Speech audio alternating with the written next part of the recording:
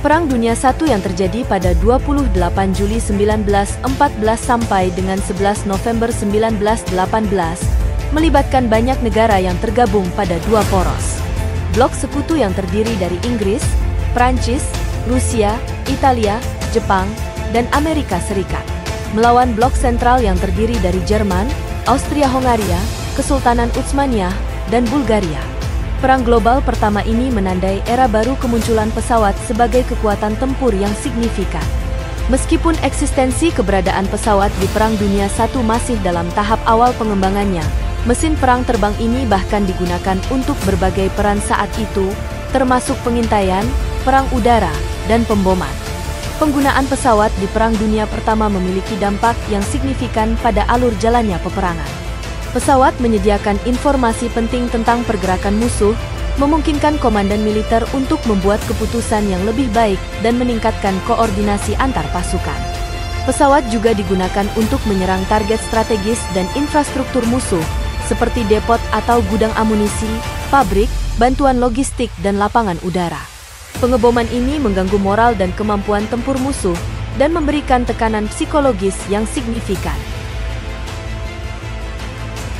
Pada peranan, juga penggunaan pesawat jenis pengintai pada awal peperangan sukses merevolusi cara berperang. Di Perang Dunia Pertama ini, keberadaan pesawat pengintai menjadi aset berharga yang membantu meraih kemenangan. Informasi yang dikumpulkan oleh pesawat pengintai memiliki dampak yang signifikan pada strategi dan taktik perang, misalnya meningkatkan akurasi serangan, memperkuat perencanaan strategis, hingga meningkatkan koordinasi pasukan. Pada awal Perang Dunia Pertama, pesawat pengintai masih sederhana. Terbuat dari kayu dan kain rapuh yang terbang dengan kecepatannya yang terbatas, hanya sekitar 100 km per jam. Para pilotnya hanya bersenjatakan pistol atau senapan mesin manual sederhana. Mereka terbang ke garis depan, mengintip pergerakan musuh, mengumpulkan data penting, hingga mengarahkan tembakan artileri. Contoh pesawat pengintai awal adalah Morane Saulnier tipe G Prancis dan Farman MF-7 Inggris, menjadi aset berharga di medan perang yang sebelumnya minim akan informasi. Sketsa dan foto yang diambil dari udara memberikan gambaran krusial tentang pergerakan pasukan, posisi artileri, dan benteng musuh. Informasi ini, meskipun saat itu masih sederhana, kenyataannya sangat membantu para komandan perang untuk mengambil keputusan strategis dan taktis yang akurat. Seiring berjalannya perang, teknologi pesawat pengintai menjadi semakin berkembang. Mesinnya menjadi lebih bertenaga, hal ini memungkinkan untuk terbang lebih tinggi dan lebih cepat. Durasi terbang pun meningkat, memberikan pilot lebih banyak waktu untuk menjelajahi medan perang dan mengumpulkan informasi. Tidak hanya itu, pesawat pengintai mulai dilengkapi dengan kamera yang lebih canggih. Foto-foto udara yang detail dan tajam ini membantu para komandan menganalisis medan perang dengan lebih presisi, merencanakan serangan dengan lebih cermat, serta meminimalisir korban prajurit dan sipil. Perkembangan teknologi berdampak pada peran pesawat pengintai yang bertambah luas. Selain pengintaian visual, mereka mulai menggunakan berbagai metode untuk mengumpulkan intelijen. Misalnya, pada fotografi udara, pesawat pengintai dilengkapi dengan kamera beresolusi tinggi dan lensa khusus untuk menghasilkan foto udara yang detail. Foto-foto ini kemudian dipelajari secara cermat oleh para ahli intelijen untuk mengidentifikasi posisi pasukan musuh, perbentengan, dan infrastruktur penting. Kemudian pada pengintaian radio, beberapa pesawat pengintai dilengkapi dengan peralatan radio untuk mencegat komunikasi musuh. Informasi yang diperoleh dari penyadapan radio ini membantu para komandan memahami rencana dan pergerakan pasukan musuh. Selanjutnya pada pengintaian visual malam hari. Dengan menggunakan lampu sorot khusus, beberapa pesawat pengintai mampu melakukan pengintaian visual di malam hari, memberikan informasi penting tentang pergerakan pasukan musuh di bawah gelapnya malam. Beberapa contoh perkembangan pesawat pengintai pada fase ini adalah Aviatik B-2 Jerman yang mencapai kecepatan 150 km per jam dan mampu terbang lebih tinggi. Kemudian penggunaan kamera yang lebih canggih, seperti Aerofoto 18 Jerman, menghasilkan foto udara detail yang membantu komandan menganalisis medan perang.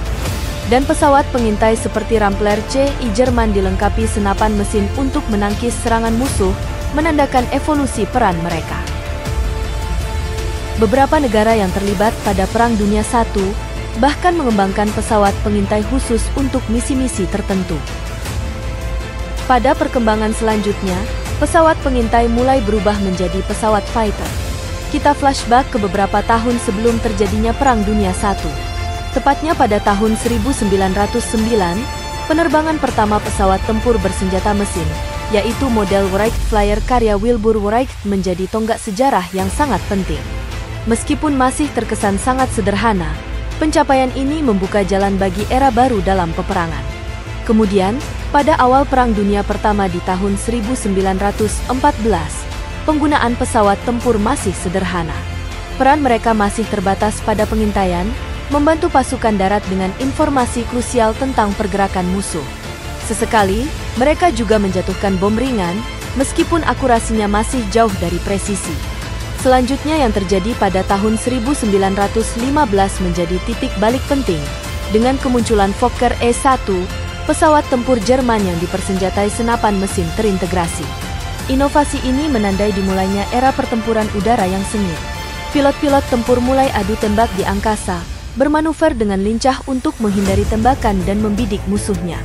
Sebagai respon keberhasilan Jerman, Perancis dan Inggris segera mengembangkan pesawat tempur mereka sendiri. SPAD-S-7 dan Sopwith Camel menjadi contohnya, unggul dalam kelincahan dan manuver dibandingkan Fokker. Perang teknologi pun dimulai, dengan kedua belah pihak terus menyempurnakan desain dan persenjataan pesawat tempur mereka. Dan pada akhirnya, tepatnya di tahun 1917 menandakan dimulainya penggunaan pesawat tempur dalam skala besar. Pertempuran Cambrai menjadi saksi bisu kekuatan udara yang dahsyat. Pesawat-pesawat tempur berbondong-bondong menyerang posisi musuh, memberikan dukungan vital bagi pasukan darat. Kemudian, di tahun 1918 menandakan puncak perkembangan pesawat tempur di Perang Dunia Pertama. Teknologi yang semakin matang melahirkan pesawat-pesawat tempur yang lebih canggih dan mematikan. Fokker DR-1 dari Jerman, SPAD-S-13 dari Prancis, dan Sopwith Snipe dari Inggris menjadi contohnya. Pesawat-pesawat ini mampu mencapai kecepatan dan ketinggian yang jauh melebihi generasi sebelumnya, serta dipersenjatai dengan persenjataan yang lebih kuat. Peran pesawat tempur pun semakin beragam. Selain pertempuran udara, mereka juga digunakan untuk pengeboman strategis. Tidak hanya perkembangan kecanggihan pesawatnya, selama Perang Dunia I berlangsung, banyak mencatat kepahlawanan para pilotnya. Pada konflik global yang brutal ini, menjadi ajang pembuktian keberanian manusia di tengah hujan peluru dan ledakan bom. Para pilot tempur, yang masih tergolong pionir penerbangan saat itu, tidak hanya bertempur menggunakan pesawat berteknologi terbatas, mereka juga menghadapi bahaya yang sangat nyata di angkasa. Jauh dari daratan, mereka bermanuver di antara awan, saling serang dengan senapan mesin yang dipasang pada kerangka kayu pesawat mereka. Kisah kepahlawanan mereka pun tercatat dalam sejarah, dikenang sebagai pelopor pertempuran udara yang heroik. Pilot yang paling populer adalah Baron Manfred von Richthofen, asal Jerman. Dikenal dengan julukan The Red Baron karena pesawat Fokker DR-1 berwarna merah yang menjadi tunggangannya. Richthofen ini adalah momok bagi pilot sekutu. Kehebatannya dalam bermanuver akrobatik dan taktik agresif bernama Hammer Blow membuatnya ditakuti lawan. Dia menerbangkan pesawat tempurnya dengan penuh perhitungan, memanfaatkan setiap keunggulan yang dimilikinya, seperti kecepatan ascension menaik yang superior dari pesawat Fokker DR-1. Rekor 80 kemenangan udaranya menjadi bukti keahlian tempurnya yang mematikan. Pilot populer lainnya adalah Georges Guynemer dari Perancis. Pilot tempur ulung asal Prancis ini tidak hanya ditakuti, tetapi juga dikagumi karena gaya bertarungnya yang sportif. Menerbangkan pesawat SPAD-S-13, Guynemer dikenal dengan teknik dive and zoom yang lincah, menerjang musuh dengan cepat lalu melesat ke atas untuk menghindari tembakan balasan. Dia tak segan bertarung satu lawan satu dengan pilot musuh yang terjebak. Pilot ini mempunyai julukan The Knight of the Clouds atau Satria Awan. Dalam 54 kemenangan udaranya, Guynemer selalu berusaha membiarkan pesawat musuh yang rusak parah mendarat darurat. Daripada menghabisinya, Satria Udara ini menunjukkan rasa hormatnya terhadap sesama penerbang. Selanjutnya Billy Bishop dari Kanada. Pilot tempur Kanada yang bertempur di Angkatan Udara Kerajaan Inggris ini membukukan rekor 72 kemenangan udara. Beda dari Richthofen yang mengandalkan taktik agresif, Bishop dikenal dengan pendekatan yang lebih cermat dan penuh observasi. Dia dengan teliti mempelajari pola manuver musuh dan situasi medan perang sebelum melancarkan serangan mendadak yang akurat, menggunakan taktik stalking untuk mengepung dan menghajar lawannya. Keberaniannya dalam bertempur dan insting tajamnya membuatnya disegani kawan dan lawan. Suatu ketika, dalam pertempuran udara yang sengit, Bishop mendaratkan pesawatnya yang rusak parah, kemudian berjalan kaki selama berhari-hari hingga mencapai garis pertahanan sekutu. Tidak hanya berkembang menjadi pesawat fighter, pesawat-pesawat di Perang Dunia I juga berkembang menjadi bomber atau pesawat pengebom. Pesawat pengebom pada awal Perang Dunia I masih tergolong sederhana. Para pilotnya, dengan keberanian yang tinggi, menerbangkan pesawat yang rapuh dan menjatuhkan bom tangan atau bom kecil yang dilemparkan langsung dari tangan mereka. Akurasinya rendah dan kerusakan yang ditimbulkan pun terbatas. Seringkali, mereka menjadi sasaran empuk tembakan anti pesawat musuh. Meskipun masih sangat sederhana, aksi pengeboman awal ini menunjukkan potensi menjanjikan dari kekuatan udara. Serangan udara terhadap pangkalan udara dan depot logistik musuh, meskipun jarang terjadi, mulai menunjukkan kemampuan pesawat untuk melumpuhkan operasi musuh dari jarak jauh. Selanjutnya, pada tahun 1915 menjadi momentum sejarah penting pada dunia pengeboman udara dengan kemunculan Zeppelin Jerman. Kapal atau balon udara raksasa ini, diisi dengan gas hidrogen yang mudah terbakar, mampu membawa muatan bom yang jauh lebih besar dan terbang lebih jauh dibandingkan pesawat pengebom konvensional sederhana saat itu. Kemampuannya untuk mencapai Inggris dan menjatuhkan bom di kota-kota seperti London dan Manchester menimbulkan teror, kepanikan dan ketakutan yang luar biasa pada penduduk sipil saat itu. Serangan Zeppelin, meskipun tidak terlalu akurat, menelan banyak korban jiwa dan kerusakan yang signifikan. Ketakutan yang ditimbulkannya menjadi alat propaganda yang efektif bagi Jerman, namun juga menimbulkan kecaman internasional atas kebrutalannya. Zeppelin menjatuhkan bom di atas London selama 2 malam, menewaskan 71 orang dan melukai 192 lainnya. Serangan ini menimbulkan ketakutan besar dan kemarahan publik di Inggris, mendorong mereka untuk meningkatkan pertahanan udara dan membalas dengan serangan udara balasan ke Jerman. Sementara itu, di pihak sekutu, perkembangan teknologi pesawat pengebom terus berlanjut.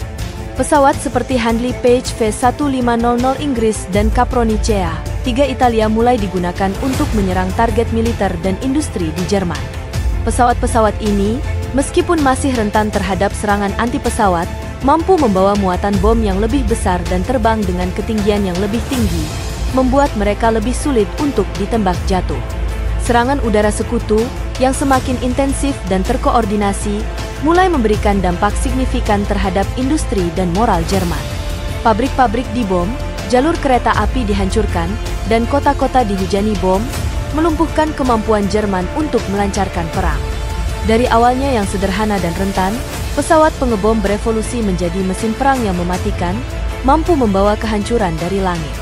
Beberapa contoh pesawat pengebom yang terkenal selama Perang Dunia I adalah Handley Page V1500 asal Inggris. Pesawat pengebom strategis 4 mesin yang mampu membawa muatan bom besar dan terbang dengan ketinggian yang lebih tinggi dibandingkan pesawat lain pada masanya. Handley Page V1500 memainkan peran penting dalam pengeboman strategis terhadap kota-kota dan industri Jerman. Kemudian Capronicea 3 asal Italia. Pesawat pengebom berat 3 mesin yang terkenal dengan desainnya yang inovatif dan kemampuannya untuk membawa muatan bom yang besar. Capronicea 3 digunakan untuk menyerang target strategis di Jerman dan Austria-Hongaria. Selanjutnya Farman F-40 asal Prancis. Pesawat pengebom 2 mesin yang serbaguna, digunakan untuk berbagai misi, termasuk pengeboman, pengintaian, dan fotografi udara. Farman F-40 merupakan salah satu pesawat pengebom paling umum digunakan oleh Prancis selama Perang Dunia Pertama. Kemudian Ilya Muromets dari Rusia. Pesawat pengebom 4 mesin raksasa yang mampu membawa muatan bom yang sangat besar. Ilya Muromets digunakan untuk menyerang target strategis di Jerman dan Austria-Hongaria, dan terkenal dengan ketahanannya terhadap tembakan anti-pesawat. Pada pihak sentral ada pesawat Gotha G4 asal Jerman. Pesawat pengebom berat 2 mesin yang mampu membawa muatan bom besar dan terbang dengan ketinggian yang tinggi. Gotha G4 digunakan untuk menyerang target strategis di Inggris, termasuk London. Penggunaan pesawat pengebom dalam Perang Dunia Pertama menimbulkan kontroversi besar. Pengeboman kota-kota yang menargetkan penduduk sipil dikecam sebagai tindakan tidak manusiawi dan kejahatan perang.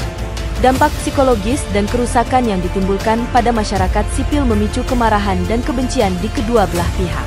Namun, para pendukung pengeboman strategis berargumen bahwa hal tersebut merupakan cara yang efektif untuk melumpuhkan ekonomi dan moral musuh, memaksa mereka untuk menyerah lebih cepat. Mereka berpendapat bahwa dengan menghancurkan pusat industri dan infrastruktur, mereka dapat memperpendek perang dan menyelamatkan banyak nyawa di medan perang. Perdebatan tentang moralitas pengeboman udara terus berlanjut hingga hari ini. Perang Dunia Pertama menjadi ajang pembuktian kekuatan dan kelemahan pesawat pengebom. Di satu sisi, mereka menunjukkan potensi besarnya dalam menghancurkan target dari jarak jauh dan mengubah strategi pertempuran. Di sisi lain, pengeboman terhadap penduduk sipil menimbulkan pertanyaan moral yang kompleks dan membuka luka lama tentang batas-batas peperangan yang manusiawi.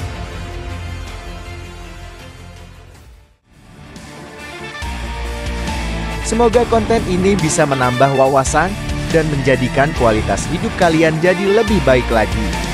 Ingatlah akan hal ini. Seni tertinggi dalam ilmu perang adalah jika bisa menundukkan musuh tanpa harus bertempur. Menguasai daratan yang luas tanpa pertumpahan darah. Jika dianggap bermanfaat silahkan like, follow, dan subscribe. Dan jika ada yang ingin disampaikan, atau ada masukan juga request untuk pembahasan konten selanjutnya, silahkan isi kolom komentar. Sampai jumpa di konten berikutnya.